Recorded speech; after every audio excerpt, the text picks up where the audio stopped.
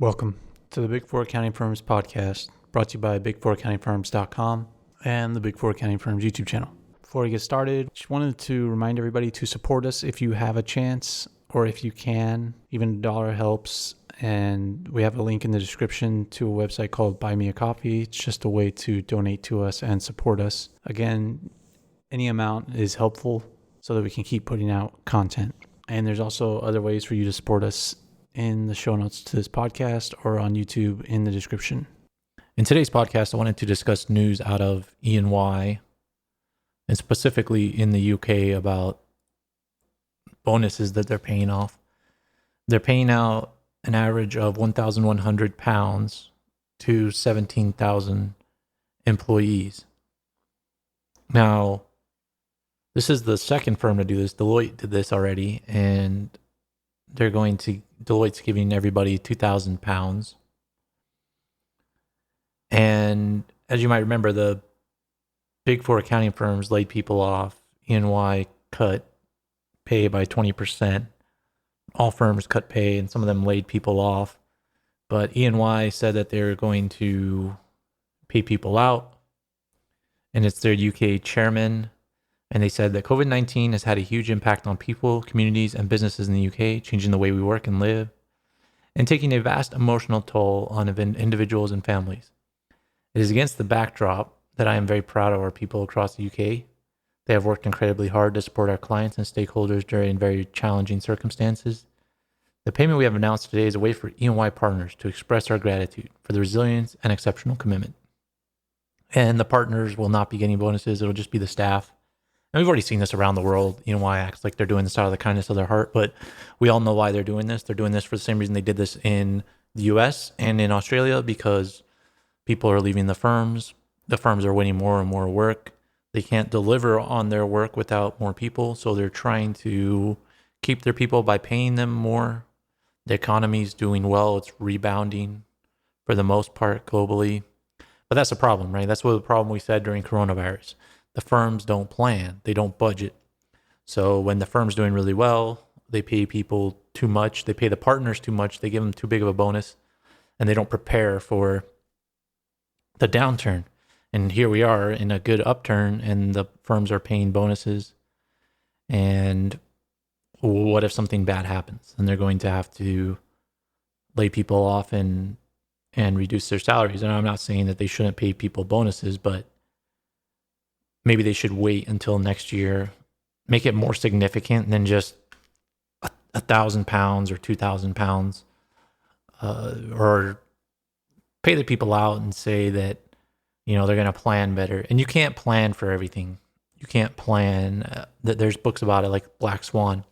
You can't plan for everything, but you also shouldn't be not saving when the times are really good, and then cutting people in salaries when the times are bad. You should be preparing both ways. And of course, the big four accounting firms try to make it seem like they're doing something really amazing, but they've already done this in other places. Now Deloitte and E&Y has done this, so we just need KPMG and PwC to round out the bunch. I'm sure they will. I'm sure they're just finalizing their numbers on their bonus payouts, because KPMG's already done it other places. With all the issues that KPMG has in the UK, I don't see them not doing this if they haven't already done it and we haven't just heard about it, because KPMG's been having some trouble, and they're kind of at the back of the group, so they need to do something. But this is good news for people. The only problem is that people need to keep pushing for better salaries, because that's the thing, is once the firms figure out they can do this, it becomes the norm. And that's my fear. That's what happened after the financial crisis. It seems like after every kind of economic crisis, even though it's temporary, the firms find a way to cut some kind of benefit to employees. They find a way to lower their pay, but they keep winning work, the firms. So they keep needing people, and people just have to be able to negotiate for themselves. And it's hard to negotiate within the big four accounting firms, but that's what people need to do. The big four accounting firms are in a crisis also. because of a number of reasons. COVID-19 is one of them. People are getting stressed out working remotely. And I'll probably cover a message from the PwC lead of audit tomorrow. And the message she had, people are struggling. And the big four accounting firms are have a crisis on their hands because they're not going to be able to staff all the projects they're about to win. They're going to win a lot of projects. And they're also facing more regulation. So it's like this whirlwind that's happening in the UK and Europe of increased regulation, increased diversity demands by themselves, and then not meeting those demands, as we saw with KPMG, where they had a chance to put a woman in the top position and they didn't do it. So they're going to get pressure on that. They're going to get pressure on ESG. They're going to get pressure from people that want to work from home, but then they get psyched out working from home.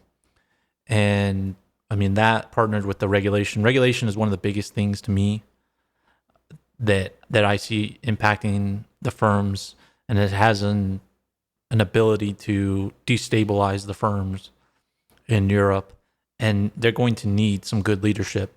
But I feel like internally, the firms in Europe and UK have this battle of what their priority is. Is it diversity, hiring diverse people, getting them in the pipeline to be able to work in the big four accounting firms? Is it facing off regulation? Is it staff retention in the face of all this? Is it working from home? Accountants already make a lot of money. They make a lot of money in the UK, but if they don't like working at the big four accounting firms, then the big four accounting firms are going to miss out on a lot of money, and then they could potentially miss out on a lot of market share to consulting firms, to smaller accounting firms. Not anytime soon, but over the long term, especially if regulators come in and just start breaking stuff up. And this just could be not good for the big four accounting firms there. But it's also just accounting in general, because the regulations that are being pushed on the big four accounting firms can be pushed basically on any accounting firm that has any kind of financial trouble or any kind of audit trouble. Then the regulators can just push on them and blame corruption with accountants, as what typically happens with public companies when they go under. But I just wanted to discuss the bonus today at E&Y in the UK. This is only going to continue because the firms are making a lot of money and they need more people. And they can't let morale get too low, because people will look to other firms. They'll all go to one firm, like a Deloitte. As we see, Deloitte pays a good bonus. So the other firms are going to need to pay it out to keep the people there, because otherwise people are going to move in between firms, especially the best of the best.